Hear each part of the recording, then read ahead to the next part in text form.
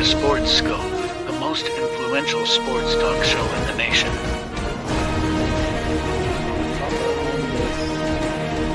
What is today, the 19th? Stay tuned for updates and great sports content. Hello, everybody. Welcome to Sports Scope. I'm your host, Robert Butler, on this, what is today, the 8th day of August here. Got a great show with you for tonight. Going to go over this week's biggest stories in the NFL. Got the Carlos Mad New Yorker Chavez behind backstage. Going to ask him about Caleb Williams and this pressure to ball out, per se, right off the bat. We've got another Hard Knocks, the actual regular Hard Knocks, which is Chicago Bears there. Going to go over the Brandon Ayuk situation and get his thoughts on the which of these teams. We had the coaches poll come out this week. Which teams does he believe that he's pretty sure that's going to make the playoff coming up, and of course a few other things as well. Let's take our first and only break. We'll be back here in just a few short announcements, and we'll hit the ground running here on the Real Sports Scope. Hello, Sports Scope followers. The program has seen tremendous growth since going 5 days a week. I just wanted to thank everybody for your cash contributions and sharing the program with friends and families. Just a reminder, if you want to contribute to the program, go to the Cash App, the cash sign, and Sports Scope. There are other ways to contribute to the program listed at the bottom of the screen. If you want to advertise on the program, go to sports, that is sports with an S, another S, scope, SKOPE, at gmail.com, just like it's listed at the bottom of the screen. Thank you and enjoy the program. I'm Mac, CEO of National Streaming Sports and host of the Mac and Jack Sports Show. You're watching the sharp-dressed man and the big story breaker, Robert Butler, on Sports Scope, Monday through Friday at 8 p.m. Eastern on National Streaming Sports. Thanks. To get the National Streaming Sports channel on your Roku TV, channel search National Streaming Sports. There's the channel search in Roku. There's our logo right on the right, NESSP. Tap on the logo and it will add to your TV, the channel to your TV. On your laptop, tablet, and mobile phone, download the free Roku app and channel search just like above. If you don't have Roku TV, you have to order a Roku device from the Roku store. Hook it up to your smart TV, and bang, you have Roku TV. Again, channel search, National Streaming Sports. Click on our NESSP logo and add the channel.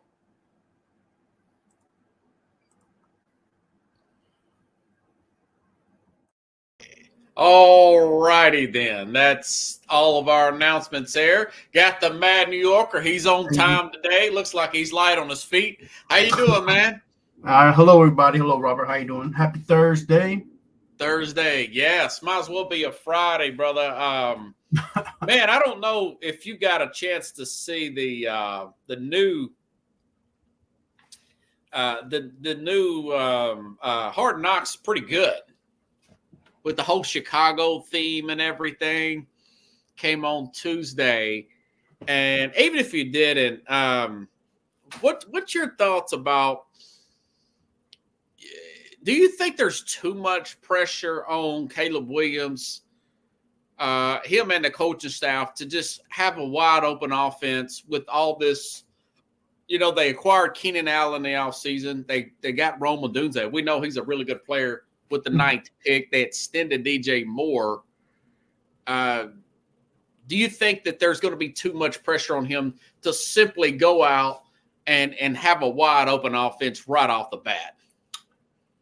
The best thing that the Bears can do is just sit there and watch. I wouldn't try to put or say that there's pressure or no pressure. I mean, even let's say there wasn't any pressure on Caleb Williams, he's going to have pressure on himself just to be a better quarterback than he was last year, and to try to change into developing into an NFL quarterback. So without question, there's always going to be something that's going to be, this is NFL, this is the major leagues. It doesn't get bigger than this, right? So whether he puts it on himself or he gets it from somewhere else, the media, his coaches, his family, whatever it is, there's going to something somewhere is going to be, there's going to be some kind of pressure or some kind of like, you're hoping for some, something to just click, and what's your approach if you're Matt Eberflus, if you're the head coach there? Focus on defense and just make sure that my offensive coordinators and my offensive coaching staff are on the same page. Other than that, keep your nose out of the offense. He's always been known to be a defensive minded person. Yeah. He's always also been known to be a good delegator amongst other coaches. So just do what you do best and just, focus on the team, but let the offense, do what they can do. You don't want too many Chiefs in that room. Right. I'm not sure that the offensive coordinator is the best coordinator right now for someone like Caleb Williams, but it is what it is. You got who you got, and if you're a QB coach, you coach them up, and if you're the offensive coordinator, you give the opportunity for your quarterback to succeed and keep him out of danger. That's it. That's all you can do. The game will come to him as an NFL player. The first year, whenever it does, you're going to see him hit another level. So, to ask and to say what is the pressure going to get to him, nobody really knows. And, I think the tell of pressure just on being a number one or being a top draft pick as a quarterback is already enough to tell you that a lot of men can't handle it. Right. So, we just hope, if you're a Chicago Bears fan, that this guy is who he says he is, and then he grows to become your number one quarterback. I mean, the Bears have a lot of hope for this guy because they haven't had a number one QB that's been as successful ever. Like, they've had good quarterbacks, but they haven't had great quarterbacks. So, I think that right there, just a fan base in itself, they have pressure on the team and on the coaches. And then it dwindles down to the players, right? You're paying these guys a lot of money, and the fans want to see the ROI. So, yeah, that's true. And Kevin says, betting the house on him, making no excuses. Those are what. And they've also got. I was mentioning this yesterday on the program. They got DeAndre Swift, and the reason why they kept Eberflus, I think, is because they do have the number one run defense. So his side of the ball, he got that right. Right. Watching it in the Hard Knocks, he seems to be feeling it, Eberflus, because you never really see like a defensive background head coach constantly talking to the quarterback. Right. I don't know if you got a chance to watch this new one yet. No, yeah, I'm watching it. He's following him around, though. You haven't got a chance yet? No, but I've seen some clips. I've seen the Saban talk. Yeah, he's following him around and stuff. Like, that's what if you're Sean McVay or Sean Payton type of guy, I wouldn't see like a Mike Tomlin or Pete Carroll following the quarterback all over the place. Would you? No, and then, but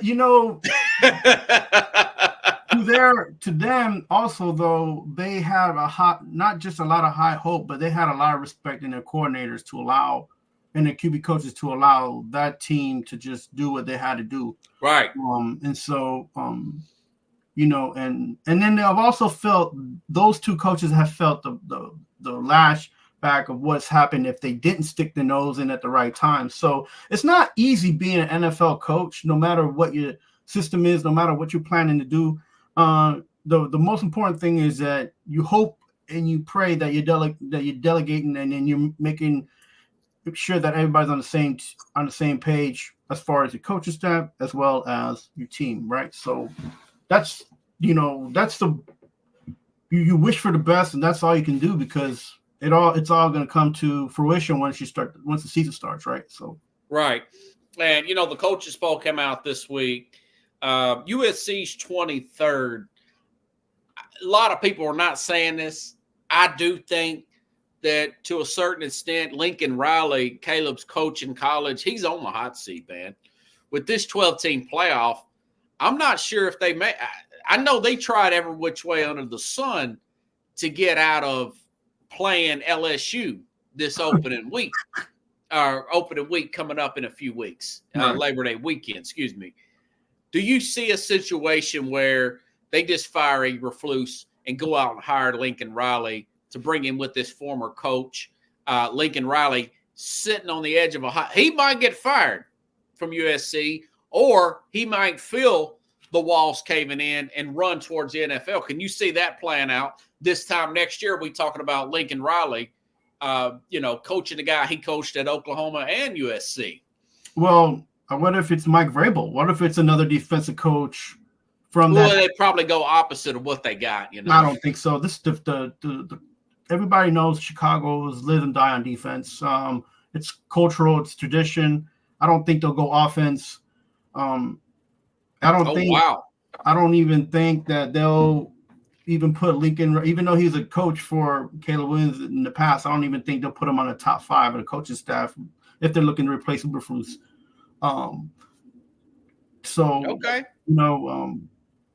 Because the thing is that the NFL is different, man. And even though the game's changing and you got the PPOs, you don't just want to throw in a coaching staff that's offensive minded and you're still a top-rated defense, because then you got to go back and be like, what coaches can I get that will keep my defense in the top 5? And it's usually not a coordinator from somewhere else. It's usually like you get a defensive-minded coach. So I think it's, they had Matt Nagy before. He was offensive background. Then they went with Eberflus, defensive background. They usually go the opposite, but it always depends on who's got the better interview. I was for sure Seattle was going to go defensive, and then they are offensive because they left Pete Carroll, but they end up going defensive with the Ravens defensive coordinator. So you may have a point there, man. Yeah, you don't want to flip the script on a top 5, top 10, team if you're up on the higher end on defense. If now they were from a top-rated offensive powerhouse and they still want to get rid of Eberflus, they probably still – it's the Chicago Bears. They'll probably still go defense, man. And it's – it's just – it'll depend on the GM and the I don't know. This guy, he went with Keenan Allen and he went with Roman Dunze. Yeah, but DJ Moore, this is the best receiving core on paper they may have ever had in their whole lifetime. You already know what I feel about Keenan Allen. I think they have him just as a placeholder. I don't think he has anything left in the tank. He didn't do that well last year. He didn't do that well last year, and they had one of the top 10 quarterbacks throwing him the ball. So, okay, I don't want to speak ill of Keenan Allen, but he is on the back end of his career. And, DJ Moore has, he's been being improved. They have a rookie wide receiver. They have enough offensive talent, and the quarterback has to rein them in and just, do what quarterback does and just get the job done. They have an opportunity being in the playoffs as well, just because of the division they're in, man. They're not in a very strong division, to be honest with you. And so I think that's another reason why they have so much high hopes. And I don't want to speak ill of the Vikings and the Green Bay saying that they're not any good. I just think that those teams are they've made so many moves there. They're in transition to trying to the Vikings they moved on to a new quarterback and a backup rookie quarterback. And then the Green Bay Packers are like everybody's saying, they're gonna be better because they have Love now, and they also got rid of one of their best linemen in Runyon, right? So all of those teams are in transition, and then you have Detroit, who I don't think they got better from last year. So we'll see that who comes out of that. I'm sure there's going to be a neck and neck race between one of those 3 teams. Yeah, so it'll be a hot division, man. It's not going to be the same old boring NFC North. I still like Detroit, but we'll see. I mean, they lost their kicker, so that may. You think Stafford's a top 10 quarterback, a top 5 quarterback? Oh, I don't know, man. You know, Stafford's getting older, and if he stays healthy, he could easily be the second top 2 or 3 in the NFC. But the thing is, I don't know if he could stay healthy at 30. No, I'm sorry, I didn't mean Stafford. I meant what's his name? Love? No, his replacement. Stafford's playing Goff. Goff. You think Goff is a top 5 quarterback? Well, I mean, in the NFC, I mean, why wouldn't you say otherwise? Numbers don't say he's not. Yeah, I mean, you know? Because he was the one reason that they could have gotten that they could have gone to a Super Bowl, but he didn't take a team on his back and do anything positive in the last third and fourth quarter for Detroit. I mean, this is a guy that can't run as well. He's a pocket quarterback, and that's it. Like, he's proven that he can't run. So, we'll see. We'll see. They don't, Yeah, Backley got out, and Kevin says they got a guy from the UFL. If you quarterback, think about what you're saying is, Robert. You're saying that we have to depend on the kicker because a quarterback who we're paying so much money can't carry them on their back. Their quarterback got hurt for the season. That's a whole separate story. He got an injury, but you want this to happen in August. You don't want it to happen in the middle of the season when you're trying to get a guy off waiver wires. So I don't think it's going to hold them back. No, I got Detroit going to Super Bowl as of right now. Really? Yeah. I think their defense is Super Bowl material. I don't think their offense is Super Bowl. I think they're a wide receiver and a quarterback short of that. So we'll see. We'll see what happens. Yeah. Yeah, speaking of that, what's your thoughts on that Jim Harbaugh? Don't you think that was a little over the top, man? 1 year suspension if he comes back, 4-year show calls for this. I sent you what the reporter said for the COVID recruiting violations. It feels very personal with him, because he kind of thumbed up to the NCAA, I guess. I think that put his thumb up to him, or it's not just. I think it's also the Michigan thing and how they've always been the ones to drive the narrative in their own division and their own conference. So, and everybody knows that they're one of the top 5 schools. So, him being a coach in that top 5 school doesn't help the situation either. So it's kind of like a reflection of not just the coach, but also what the NCAA thinks of the University of Michigan Wolverines. So I think we should really think about that, look at it in a bigger perspective, because of course you're going to blame the coach, and then but you're never going to you don't do the trickle down effect. But I just feel like reading this, hearing what's been going on in the University of Michigan, it just seems like it's one of those things that, had it been a different university, I think things would have been differently. I think they still would have laid down some different type of consequence, but it wouldn't have been like what it is, to be honest with you. Yeah, it's a pretty big name. Dude, I was asking Kevin yesterday, do you think that somebody would take a chance, say if he has a fallout with the Chargers ownership and he wants to go back to college, do you think somebody would take a chance on him being suspended for a year and have that 4-year show clause where he's being micromanaged by the NCAA for that 4 years? I think any university would be sick if they didn't try to get a college coach like Harbaugh. He could be probably like a Saban, where Saban wasn't that successful in the NFL, and just go back to university level. Do you think somebody would try to hire him? I think they would, and then they would take a 1-year loss, because 1 year goes really fast in college football if you think about it.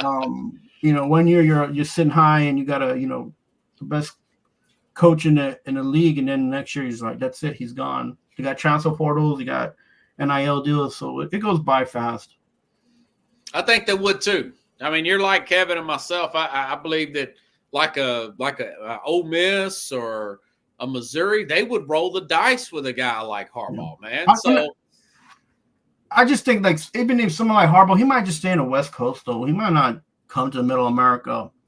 The West Coast is a lot more liberal in a sense of the division, the old Pac-12 that used to be in those schools in that division that were formerly in that division, I think they would. One of those schools would take a waiver on him for sure. Yeah. Okay. Yeah. I kind of think that. I believe he'll probably work it out. I think he's getting older. Maybe he does coach 7 or 8 years, and maybe he wins a Super Bowl with a Justin Herbert here. So Barkley, after all, he's going to stay unretired, and he got like a 10-year deal with inside the NBA. Do you see it working out if they go to the variety show style, since they're going to possibly lose after this year, the NBA stuff with those guys, with Ernie and Barkley and Shaq?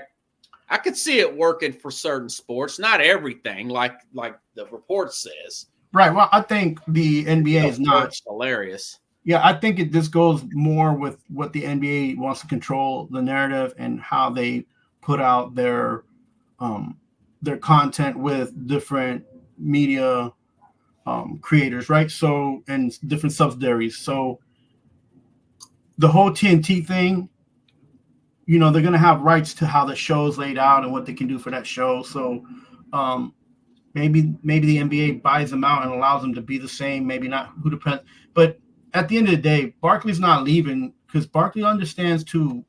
It's a huge contract, $200 million. It's not just a huge contract.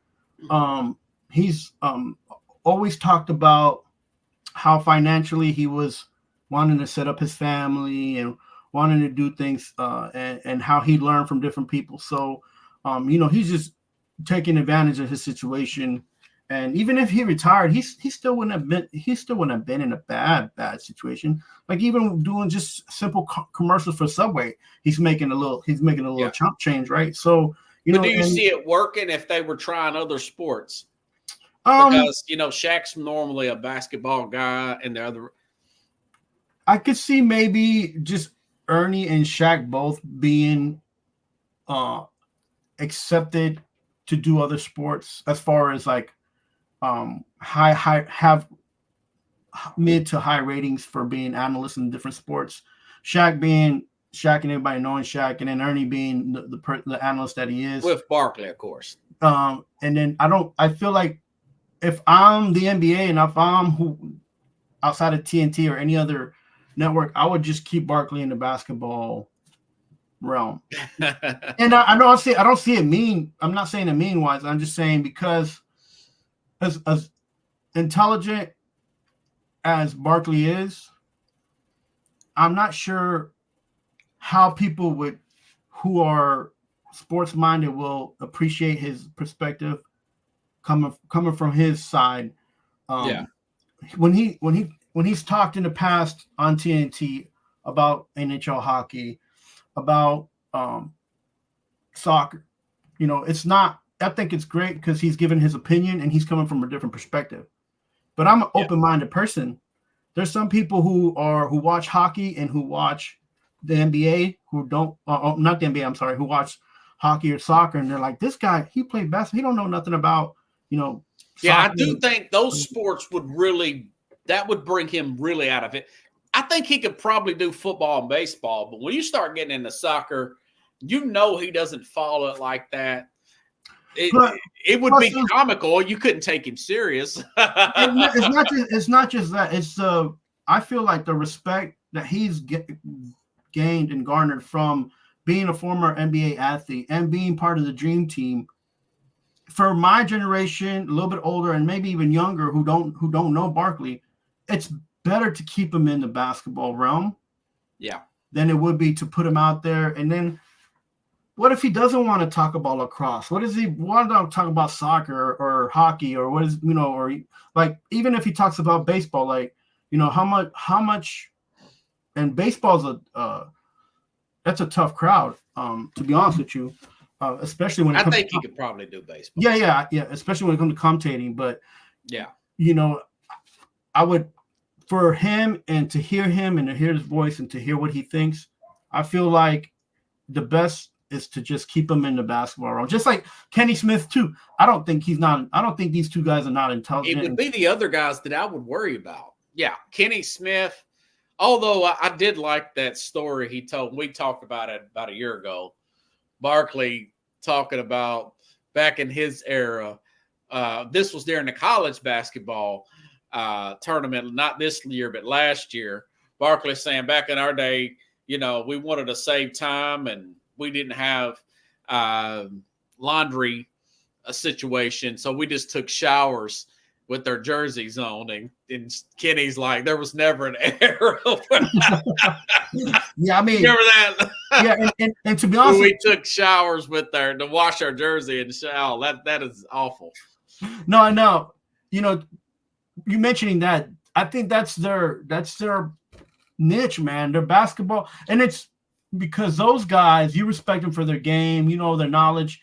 They could easily be GMs. They can easily be coaches. They can easily be scouts for, the NBA or even college. So, and that's a testament to who they are, how they played, and what they do. And not to take away from their knowledge of other sports. Even Charles Barkley, as much as he plays golf and he loves golf, he does play a lot of golf. Yeah, I don't think, and I'm not sure, but I feel like, in my opinion, he would gain, and people would like to hear him commentating on golf, right?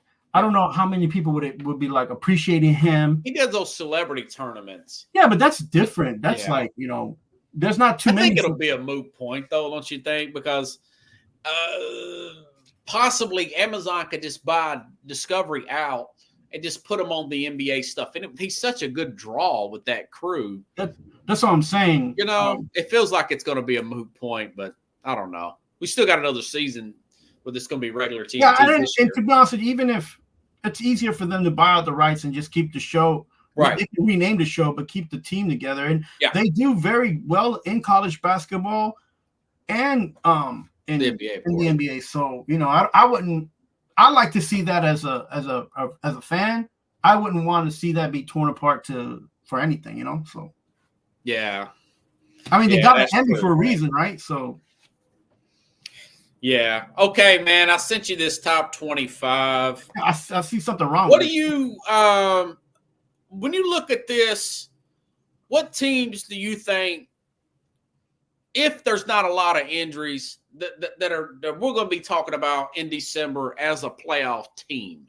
When you look at this top 25, what teams really stand out to you? You're like, okay, I know that team X, Y, and Z or whatnot. I mean, it's hard right now because the way all the conferences are now mixed matched, and you got the mega conferences.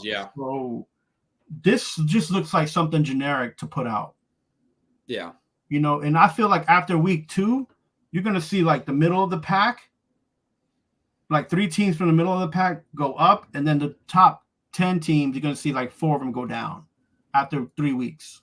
And I say that because even as much as the SEC's conference is a strong conference, it's already changed. The landscape has already changed just by Saban not being there. I mentioned before on the show, like the competition level, it might be the same team, but I don't think the competition level will be as high because of what Nick Saban's able to do, as not just as a coach, but as somebody who prepares game, somebody who's been to the mountaintop, and they don't have that anymore in Alabama. They got players that want to get there, but mind you, just because Saban was coach, these guys will run through the wall for Saban, and he was able to manipulate situations for when the top players were not able to play, and they still were able to win some games without some top players not playing due to suspensions, injuries, and whatnot. So that's not going to be the same at all in Alabama. And if we're true to ourselves, we have to understand that is that's what the expectation needs. We need to be real about our expectations, right? I feel like maybe, and then you don't have that competition level. So then Georgia, if they play Alabama, they're not getting that same. They're not going to get that same game. And then if they go play somebody else, the other team can beat them because they're not playing the same Alabama team, So those kind of things, those. You're saying Georgia's not going to be as motivated? Yeah, I don't think so. I think they still will be. I think they're motivated, and they're going to play that we're the number one because Saban's gone. And then they'll try to live off of that. But if there's no team for them to play to get better, then they're not gonna make it too far in the and they're gonna lose a few games and maybe not be in the national championship. Yeah, so and I feel the same thing about Michigan too. So with Harbaugh not being there, I just Michigan's gonna they're gonna fall off. They'll fall off like the Titanic. I mean, 3 players coming back. And this guy was just an assistant under Harbaugh. I seriously doubt they're going to be any good. I mean, they'll probably be one of the first teams to lose. Ooh. Oh yeah, man. They're not going to do nothing. I think Ohio State is more in Michigan State. I think those 2 teams are going to flip flop. Well, Michigan State's got a new coach. They've got the coach from I'm sorry, University of Michigan. University of Michigan. Oh, yeah, Michigan. Okay. And then Notre Dame always gets rated so high in the beginning of the season, right? so yeah. I've overlooked Notre Dame. Now, this young coach for Notre Dame, at first I thought that he was over his head. Then he started recruiting. He got the quarterback last year from Wake Forest, if you recall. Right. And he made some adjustments. They've had some boneheaded plays. I think they lost by 1 play or so to Ohio State last year, if you recall. Yeah. It was some kind of brain cramp type of play. And I think what he needs to do, hopefully he's done that, and I'm looking for their page now, and I'll bring it up here, is he needs more X's and O guys. He's a very good recruiter, but he's a very young guy. He has leaned too much into recruiting and not enough into actual X's and O's. You still need X's and O guys even in the college game. Right. It's not like the NFL, but when you're playing these mega conferences where you've got teams like Texas and Georgia in the same conference, and the Notre Dame's always got a pretty impressive schedule, even though they're usually, like my dad would say, they're usually overrated and have been since the 70s, since Knute Rockne, or even before that. But, occasionally the Notre Dame will play up to par. Yeah, Marcus Freeman's his name. So they were 10-3 last year, 9 defensive guys, 6 offensive, and they've got this guy, Riley Leonard, coming over from Duke. Remember the Duke? He was the Duke quarterback last year. Okay, I'm surprised that the Duke coach didn't bring him over to A&M, but he didn't. Marcus Freeman, being the recruiter he is, he brings this guy in. So that's my only criticism of Freeman is get the better X's and O guys in here. Hell, they play at A&M the very first game of the season, August 31st. That's going to be a good one because you got old coach versus quarterback playing each other, But Notre Dame, they play A&M. They got Florida State at home. They've got a pretty easy draw. You think Florida State is going to be easy for them? Well, it's at Notre Dame per se. Yeah, I think Florida State. It's not down in Florida. It's not down in Tallahassee. But even down in Tallahassee, even they're not being in Tallahassee. I feel like that team has gone stronger, and they did end up the year playing better. They do play at a USC at the very end of the season.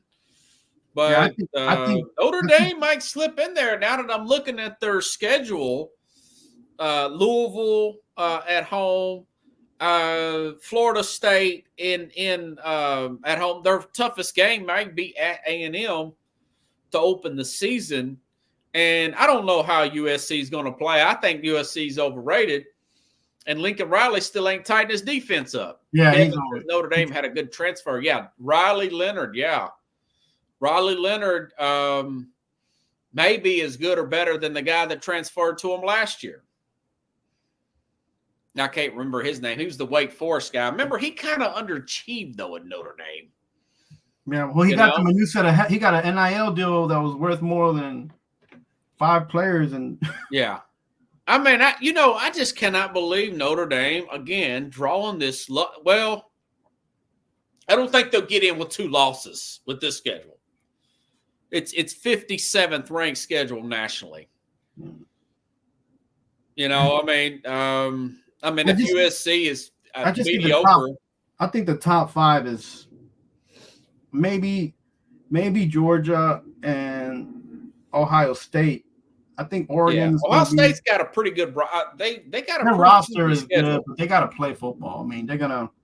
This coach, he's out of his mind though. He thinks he's the best coach in the NCAA now. Who, Ohio State? Yeah. He said something. Well, they got a lot of transfers. Some people think that they're number 1 team in the country. This Brett McMurphy guy, he thinks Oregon's the number 1 team in the country. They got Dylan Gabriel from Oklahoma that transferred there. I mean, but those 2 teams will play. That'll be a heck of a game in October for Ohio State. I just like Alabama. I like the SEC, and as soon as Saban announced he was retired, they lost 10 players to the portal, like right off the bat. Yeah. So, what's your thoughts on my assessment that potentially 9 teams can make it out of the SEC?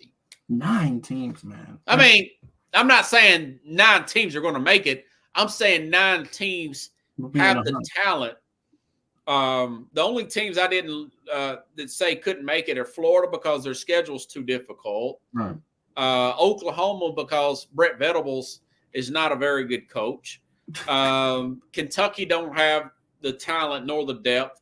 Same thing with Mississippi and Vanderbilt. But everybody else, Georgia, Texas, Ole Miss, Alabama, Auburn, LSU, Tennessee, Missouri, A&M, I think all those teams have a legit shot to make it. What do you think about those teams? Maybe 6, not 9. I mean, I don't have too much trust in Missouri. Okay, you thought maybe last year was more of a fluke that they're going to fall off? Yeah, even though they had that one running back who was great. Yeah, you and Kevin both talked about him. Yeah, he's with the 49ers now. Yeah, they're gonna like him. And then I feel like Texas is too inconsistent with how they play games. You think that they're not going to be able to handle going to the SEC? I think it's going to be different for them.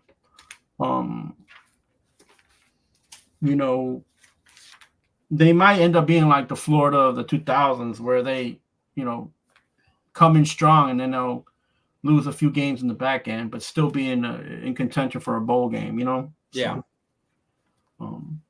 Because they're a good team. I wouldn't say they're a great team, but they're a good team. But the SEC isn't a good football conference. It's a great football conference, and it's an NFL prepping conference. So it's another level, So some of these teams that be playing, like I always feel like Missouri, and since they came in, Texas A&M, I feel like they've always been trying to play catch up, and now they're finally getting it, and they're almost at where they need to be, competitive, highly competitive. Even though they've been putting out a lot of football players, NFL football players, I just think it's just down the last, maybe in the last 5 to 6 seasons, they've been getting at where they should be at for the SEC. So, yeah, I just thought that they had their schedule's pretty doable. It's pretty interesting. Now, Ohio State, a lot of hype on them this year. They always come in the top 5. Top 5 teams always come in with a lot of hype. So they're like the usual suspects. Ryan Day in his 7th year. I've heard a lot of hype. Who was it? Urban Meyer says he thinks this is maybe the most talented team that he's ever seen at Ohio State. They've got what's his name? Brian Kelly, the former UCLA coach, former Oregon coach. He's their offensive coordinator now. At Ohio? Ohio State, yeah. Yeah, he left UCLA. So they're going to be doing that power running game where they're doing, they're running the ball up to the line of scrimmage really fast. They might have this may be their year to take a shot at a national championship. Well, had they had him last year, there was Harrison Jr., they was not even using him in a couple of series where they could have. But do you think maybe they were a little too finesse with having all these receivers and not having the power running game they've had in the past?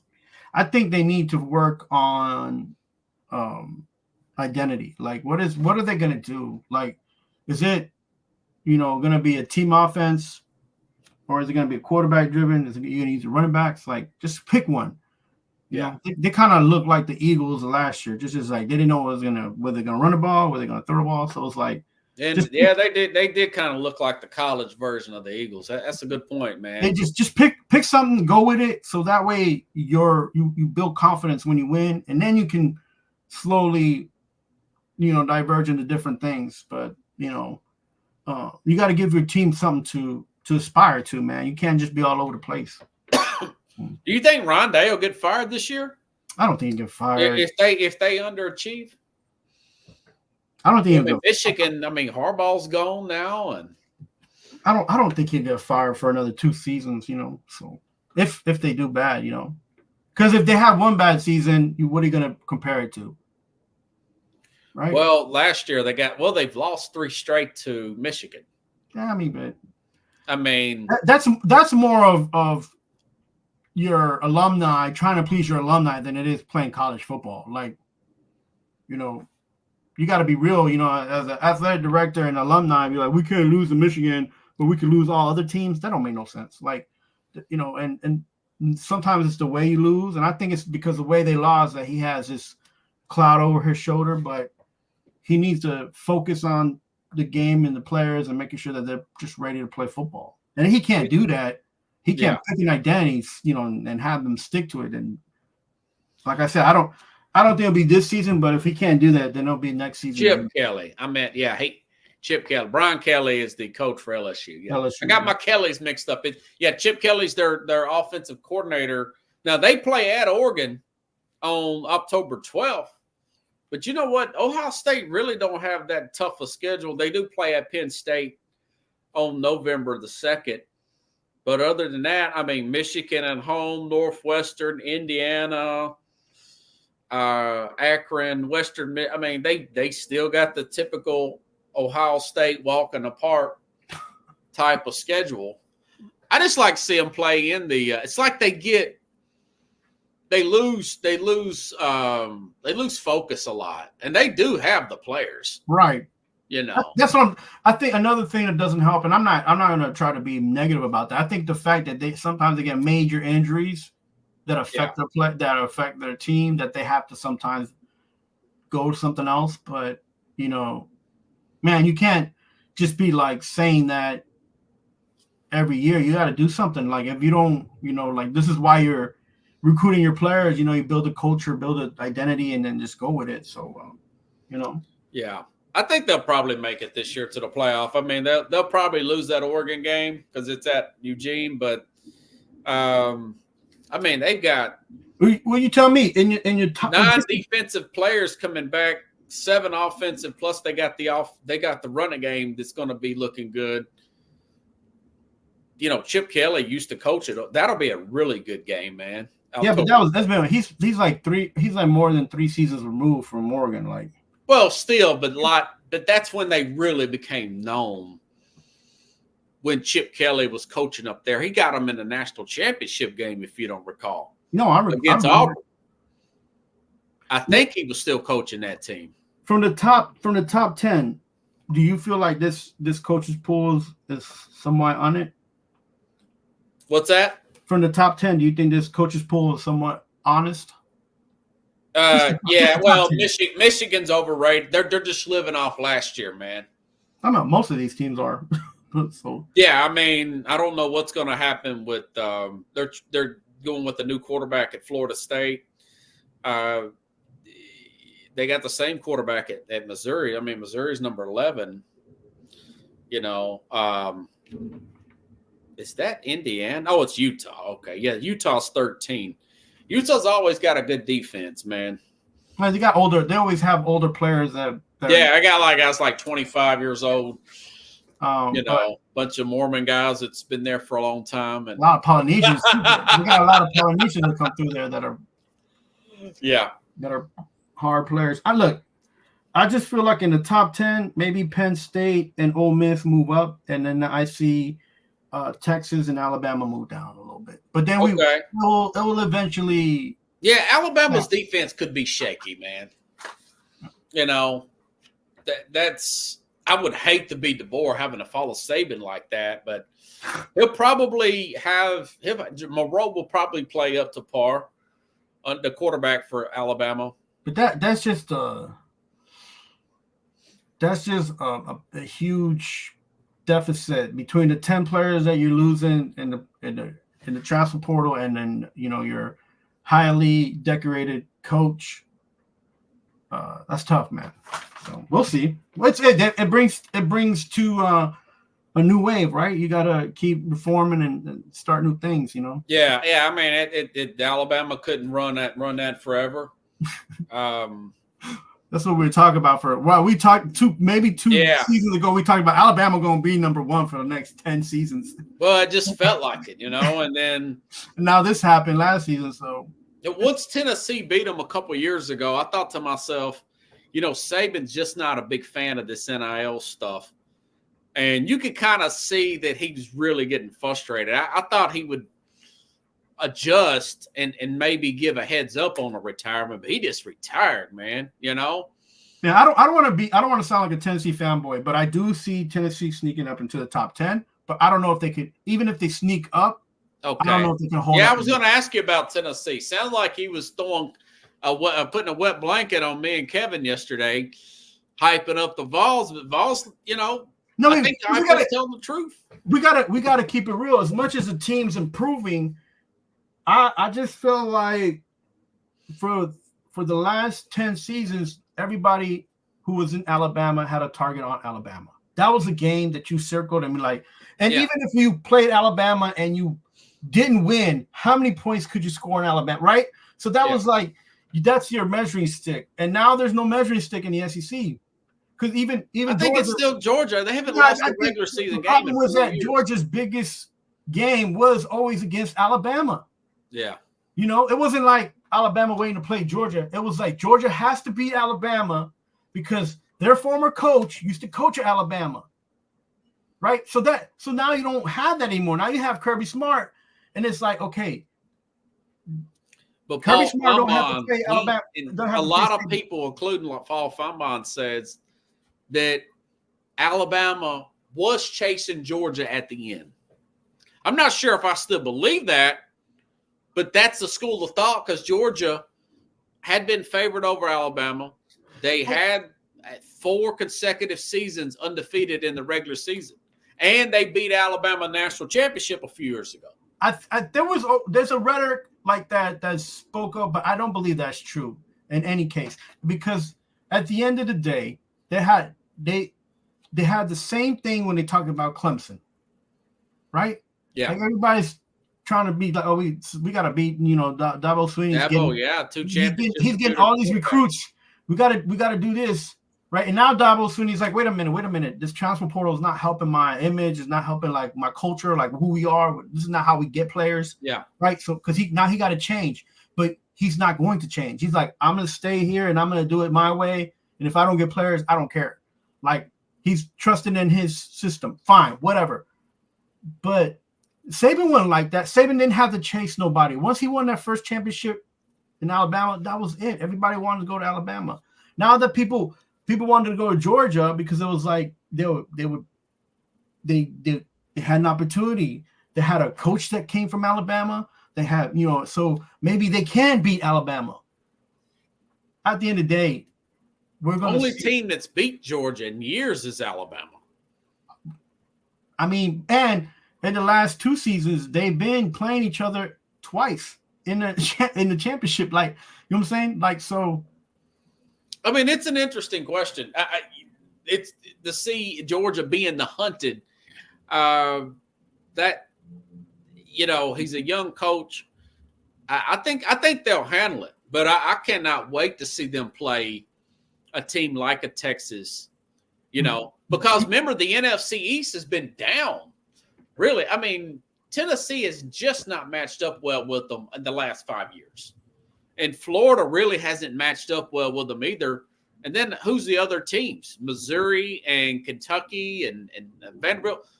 Those teams really, other than Missouri last year, Georgia barely broke a sweat against these guys. I think LSU is going to be on up in the next 2 seasons.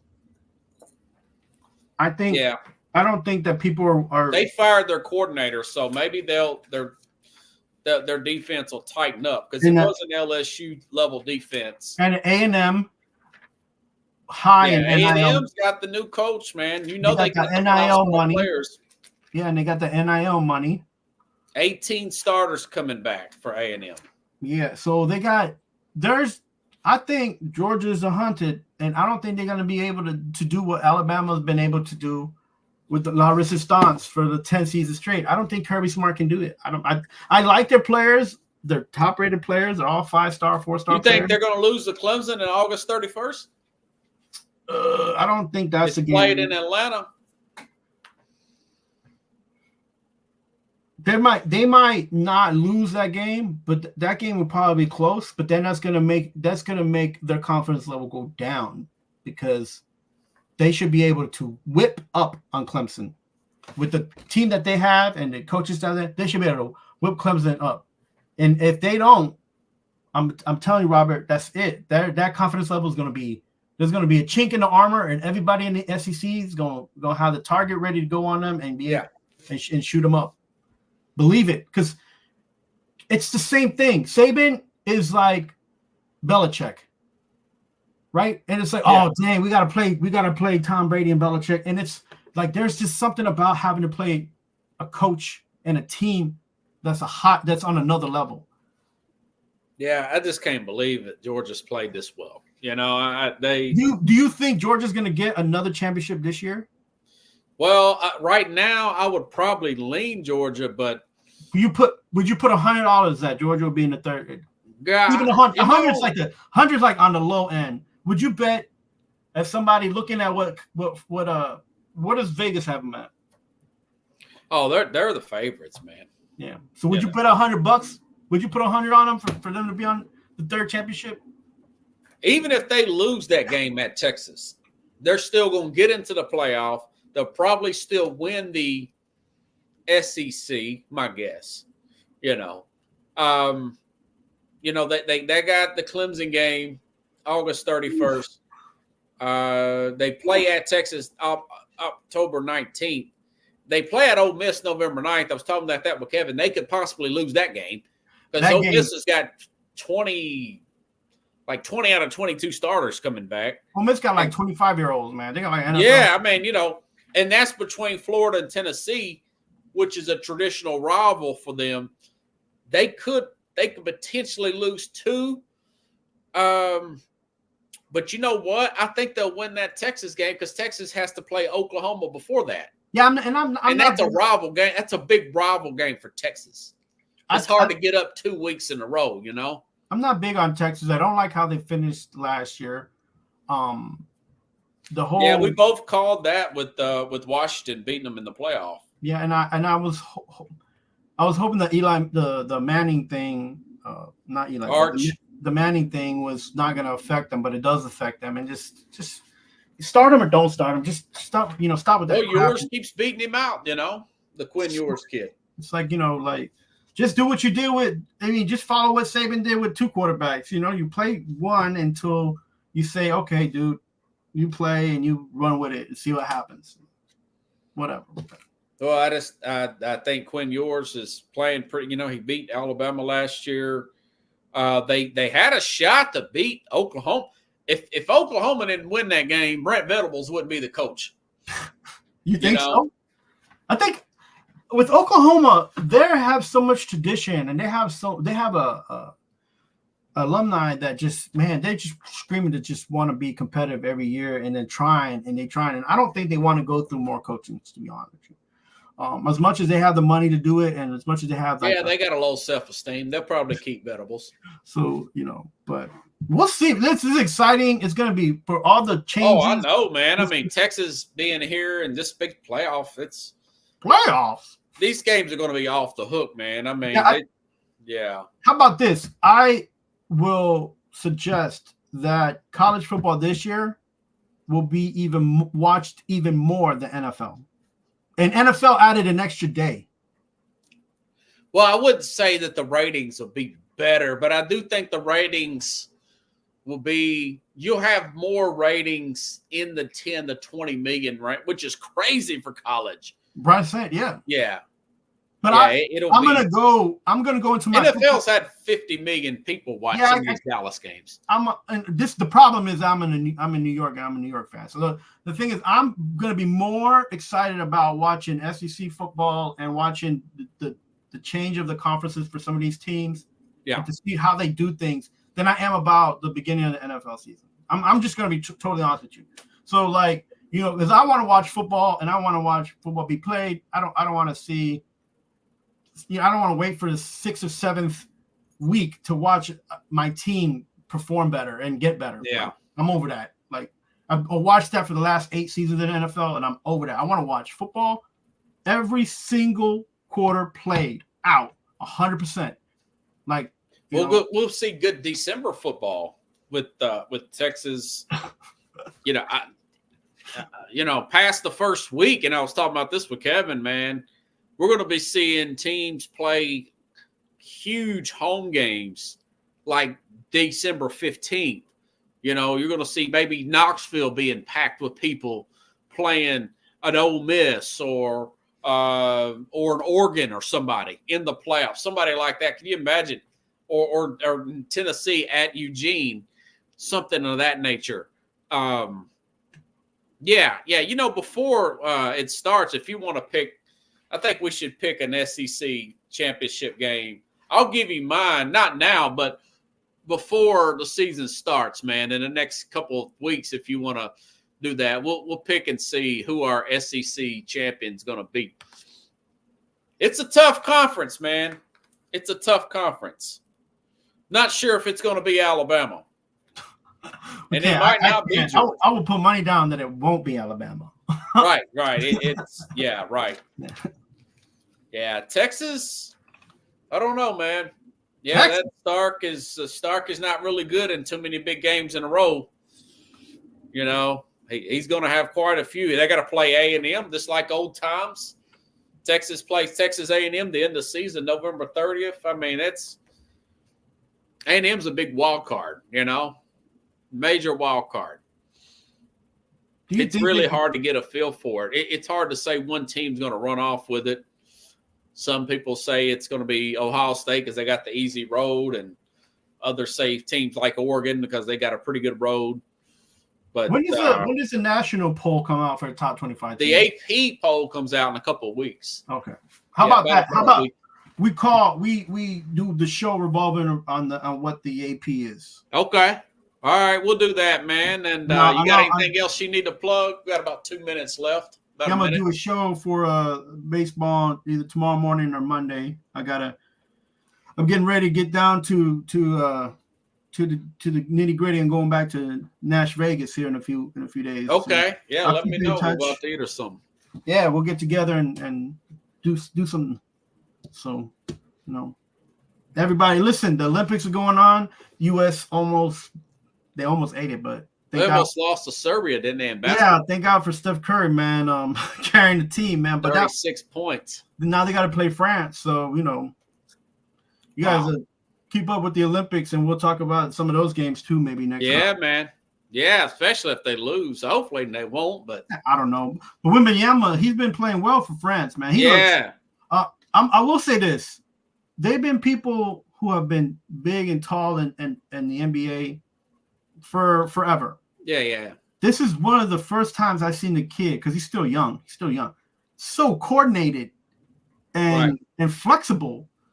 For Yeah, he's 7'5", I mean, he's yeah. I mean, he's tall as heck, but yeah. and he understands his body. So that is this kid is just gonna get stronger. It's just gonna get smarter. Yeah. This is gonna be he's gonna be a good player in the NBA. Spurs, they're gonna be a team to deal with in the next season or two for sure. Yeah, I think they'll get one of those last playoff spots this year. Yeah, this has been an They got incredible. Chris Paul to help out, and they It's been signed an another incredible player watch. too. So So, yeah, he's getting better fast. All right, man. Appreciate you coming by, and we'll definitely stay in with this college football thing as we get closer. yeah, we can bring in Kevin in the spin too, because I don't want to be the only one thinking one thing, because I know that I can be abrasive about my opinions, but you know, yeah, we definitely will, man. I do want to Especially be there in fair. the college. You guys really know college football, so Well, it's better than NFL football. That's why. in some places it is, you know, with the way it's set up this year. But anyways, all right, man. Have a good All right, night. guys. I'll see you next week. Otherwise, Enjoy your weekend. all right, brother. You too, man. All right, everybody. I will see you Tuesday here on the program, and have a good weekend, everybody.